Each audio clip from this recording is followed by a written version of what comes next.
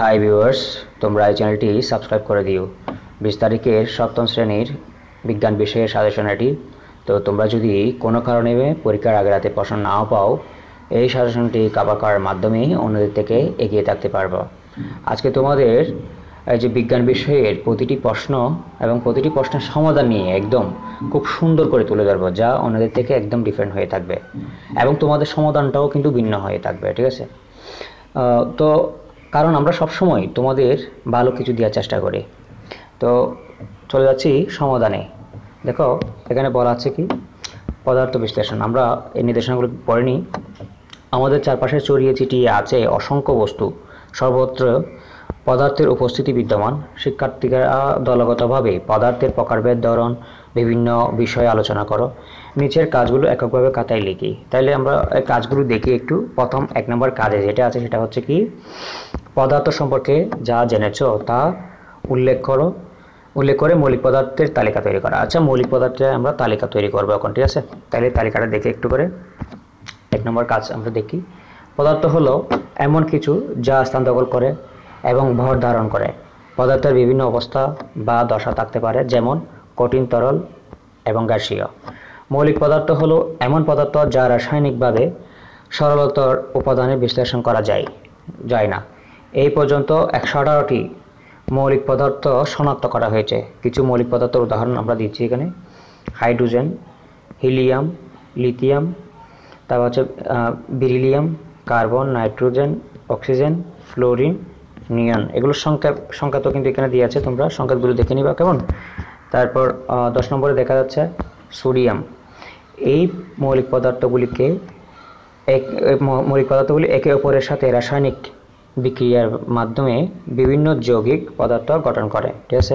তাহলে 1 নম্বরের তালিকা তোমরা দেখতে পাইলে এখানে, এই যে তালিকাটা তোমরা দেখে নিবা কেমন। এখন আমরা চলে যাচ্ছি 2 নম্বর কাজে। 2 নম্বর কাজ কি? কাজ হচ্ছে পদার্থের অবস্থা সম্পর্কে একটি প্রতিবেদন তৈরি করা। তাহলে আমরা এখন এটার প্রতিবেদন তৈরি করবো কেমন।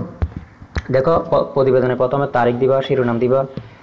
যে তারিখ, শিরোনাম হচ্ছে কি, পদার্থের বিভিন্ন অবস্থা সম্পর্কে জানা। তাহলে আমরা এখন বলবো এখান থেকে, নিশ্চিতভাবে পদার্থের অবস্থা সম্পর্কে একটি সংক্ষিপ্ত প্রতিবেদন নিচে দেওয়া হলো। পদার্থের অবস্থা। প্রথম পদার্থের অবস্থা দিয়ে শুরু করি। পদার্থের অবস্থা বা দশা হলো পদার্থের একটি নির্দিষ্ট রূপ, যা তার আণবিক বিন্যাস এবং শক্তির উপর নির্ভর করে। প্রধানত 3টি অবস্থা রয়েছে: কঠিন, তরল এবং গ্যাসীয়। এছাড়াও প্লাজমা এবং বুশ-আইনস্টাইন কনডেনসেট নামক আরও 2টি অবস্থা রয়েছে। 1 নম্বর হচ্ছে কঠিন অবস্থা। কঠিন অবস্থা কি? কঠিন অবস্থায় পদার্থের আণবিক গঠন খুব ঘনিষ্ঠ এবং সুশৃঙ্খল থাকে। এই অবস্থায় পদার্থের নির্দিষ্ট আকার এবং আয়তন থাকে। উদাহরণ হচ্ছে লোহা, বরফ, কাঠ। তরল অবস্থা। তাহলে পদার্থের 3টি অবস্থা: কঠিন, তরল, বায়বীয়। তাহলে তরলগুলো আমরা এখন দেখব। তরল অবস্থায় পদার্থের আণবিক গঠন কিছুটা ঢিলা থাকে, যা তাদের একে অপরের উপর সরে যেতে দেয় আর কি। তরল পদার্থের নির্দিষ্ট আয়তন থাকে, কিন্তু নির্দিষ্ট আকার থাকে না। উদাহরণ হচ্ছে পানি, তেল, দুধ। অর্থাৎ নির্দিষ্ট আকার থাকলেও কিন্তু নির্দিষ্ট আকার থাকে না। পানির নির্দিষ্ট আয়তন আছে, কিন্তু আকার নেই। তোমরা তো জানো অবশ্য তরল পদার্থ সম্পর্কে। এখন আমরা 3 নম্বর গ্যাসীয় পদার্থ।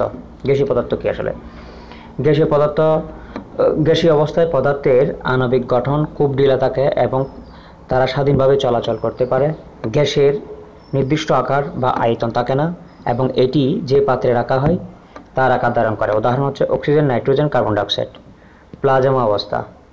আচ্ছা, প্লাজমা অবস্থা দেখবো আমরা। প্লাজমা অবস্থা হলো একটি উচ্চ শক্তি অবস্থা, যেখানে গ্যাসীয় আণবিক গঠন এতটাই শক্তিশালী হয় যে ইলেকট্রনগুলি পরমাণু থেকে বিচ্ছিন্ন হয়ে যায়। এটি সাধারণত উচ্চ তাপমাত্রায় ঘটে। উদাহরণ হচ্ছে সূর্য, বজ্রপাত।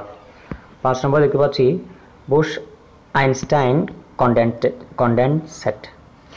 বুশ-আইনস্টাইন কনডেনসেট হলো একটি বিশেষ অবস্থা যা অত্যন্ত নিম্ন তাপমাত্রায় ঘটে। এই অবস্থায় পদার্থের আণবিক গঠন এতটাই ঘনিষ্ঠ হয় যে তারা একক কোয়ান্টাম অবস্থায় থাকে। উদাহরণ হচ্ছে ল্যাবরেটরিতে তৈরি হিলিয়াম, যার কনডেনসেট। ঠিক আছে? তাহলে উপসংহার পরিবেগন থেকে পদার্থের বিভিন্ন অবস্থা, তাদের আণবিক গঠন এবং শক্তির উপর নির্ভর করে। প্রতিটি অবস্থা নিজস্ব বৈশিষ্ট্য এবং ব্যবহার রয়েছে, যা আমাদের দৈনন্দিন জীবন গুরুত্বপূর্ণ ভূমিকা পালন করে। তো এই প্রতিবেদনটা তোমরা সুন্দর করে কিন্তু আমি প্রতিবেদনটা লিখে দিয়েছি, তোমরা এখান থেকে দেখে নিতে পারো। কেমন? এখন আমি কাজ 3 আলোচনা করব। কাজ 3-এ বলা হচ্ছে কি, ইলেকট্রনিক অণুবীক্ষণ যন্ত্রের সাহায্যে পরমাণুর আকৃতি ও বৈশিষ্ট্য লেখা। তাহলে পরমাণুর আকৃতি এবং বৈশিষ্ট্য নিয়ে আমরা আলোচনা করব। এখন দেখি 3 নম্বরে বলা আছে কি, ইলেকট্রনিক অণুবীক্ষণ যন্ত্র, ইলেকট্রনিক মাইক্রোস্কোপ ব্যবহার করে পরমাণুর আকৃতি ও বৈশিষ্ট্য বিশ্লেষণ করা সম্ভব। ইলেকট্রনিক অণুবীক্ষণ যন্ত্রের সাহায্যে পরমাণুর গঠন এবং তার বিভিন্ন উপাদান সম্পর্কে বিস্তারিত তথ্য পাওয়া যায়। পরমাণুর আকৃতি ও বৈশিষ্ট্য। আকৃতি হচ্ছে কি, পরমাণুর আকৃতি সাধারণত গোলাকার হয়, তবে বিভিন্ন মৌলিক উপাদানের পরমাণুর আকার এবং আয়তন ভিন্ন হতে পারে। উদাহরণস্বরূপ, হিলিয়াম পরমাণুর ব্যাস প্রায় 62 পিকোমিটার, পিএম আর কি, সঙ্গে পিএম, এবং সিজিয়াম পরমাণু ব্যাস প্রায় 520 পিকোমিটার হয়। অর্থাৎ এখন আমরা গঠনগুলো দেখব। গঠন কি আসলে, পরমাণুর গঠনটা একটু দেখি। গঠন, পরমাণু প্রধান তিনটি উপাদান নিয়ে গঠিত: প্রোটন, নিউট্রন এবং ইলেকট্রন। প্রোটন কি? ঋণাত্মক আধানযুক্ত কণা যা পরমাণুর নিউক্লিয়াসে থাকে। নিউট্রন কি? আধানহীন কণা যা প্রোটনের সাথে নিউক্লিয়াসে থাকে। ইলেকট্রন কি? ঋণাত্মক আধানযুক্ত কণা যা নিউক্লিয়াসের চারপাশে কক্ষপথে ঘুরে। এখন আমরা বৈশিষ্ট্যগুলো দেখব। বৈশিষ্ট্য, আধান কি? পরমাণু সাধারণত বৈদ্যুতিকভাবে নিরপেক্ষ হয় কারণ প্রোটন এবং ইলেকট্রনের সংখ্যা সমান থাকে। ভর, পরমাণুর ভর মূলত প্রোটন এবং ইলেকট্রন ভরের উপর নির্ভর করে। ইলেকট্রনের ভর খুবই কম। আয়তন, পরমাণুর আয়তন প্রোটন এবং নিউট্রনের সংখ্যা এবং তাদের বিন্যাসের উপর নির্ভর করে। ইলেকট্রনিক্স অণুবীক্ষণ যন্ত্রের সাহায্যে এই ক্ষুদ্র কণাগুলির গঠন ও আচরণ বিশ্লেষণ করা সম্ভব, যা আমাদের পরমাণু বৈশিষ্ট্য সম্পর্কে আরও গভীর জ্ঞান প্রদান করে। ঠিক আছে, তো আমরা এরপর প্রশ্নটা নিয়ে আলোচনা করবো। 4 নম্বর প্রশ্ন দেখতে পাচ্ছি আমরা। তো আমরা আসলে এখানে আলোচনা করছিলাম মূলত যে পরমাণুর গঠন এবং বৈশিষ্ট্য, এই দুইটা নিয়ে। তো তোমরা এখানে দেখতে পাচ্ছ গঠন এবং বৈশিষ্ট্য, তোমরা এখান থেকে স্ক্রিনশট দিয়ে রাখতে পারো। এখন আমরা চলে যাচ্ছি কাজ 4-এ। কাজ 4-এ বলা হচ্ছে কি, পরমাণুর গঠন বিন্যাস আলোচনা করা। তাহলে আমরা গঠন বিন্যাস নিয়ে আলোচনা করব। এখন পরমাণুর গঠন বিন্যাসটা আসলে কীরকম, আমরা কাজ 4 নিয়ে আলোচনা করব। পরমাণু গঠন বিন্যাস। তাহলে প্রথম বলা হচ্ছে কি, পরমাণু হলো মৌলিক পদার্থের ক্ষুদ্রতম কণা যা রাসায়নিক বিক্রিয়ায় অংশগ্রহণ করে। পরমাণু গঠন এবং বিন্যাস সম্পর্কে বিস্তারিত আলোচনা নিচে দেওয়া হলো।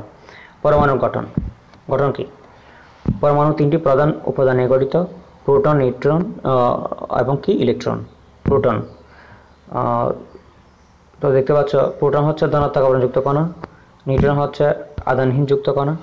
আচ্ছা, এগুলো তোমরা পড়ে নিবে, এটা পুনরায় পড়া হচ্ছে আবার। তো তোমরা দেখতে পাচ্ছ এখান থেকে, তো নিউক্লিয়াস পরমাণুকে কেন্দ্র করে নিউক্লিয়াস থাকে, যা প্রোটন ও নিউট্রন নিয়ে গঠিত। তো নিউক্লিয়াসের প্রোটন ও নিউট্রন সংখ্যা ভিন্ন ভিন্ন হতে পারে,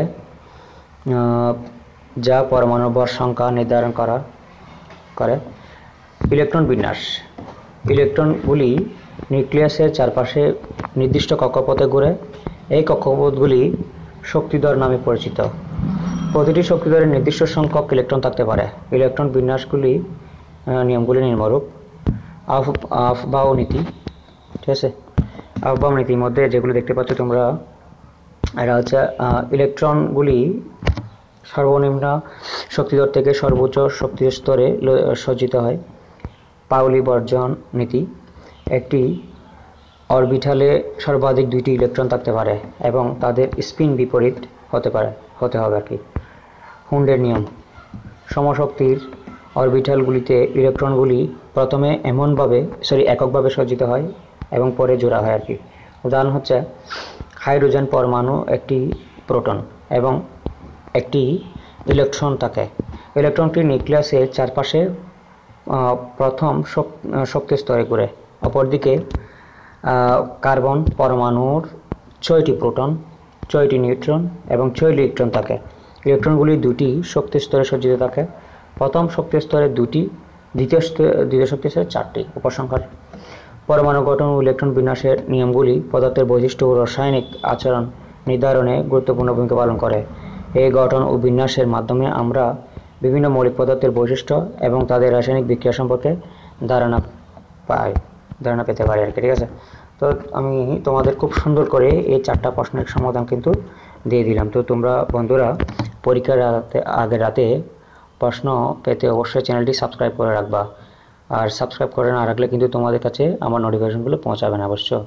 তো সবার আগে পরীক্ষার প্রশ্ন পেতে অবশ্যই চ্যানেলটি সাবস্ক্রাইব করে রাখবা এবং নোটিফিকেশন বেলটি অন করে দেবা। ঠিক আছে, তো আমার ভিডিও যদি তোমাদের কাজে আসে তাহলে সাবস্ক্রাইব করিও প্লিজ।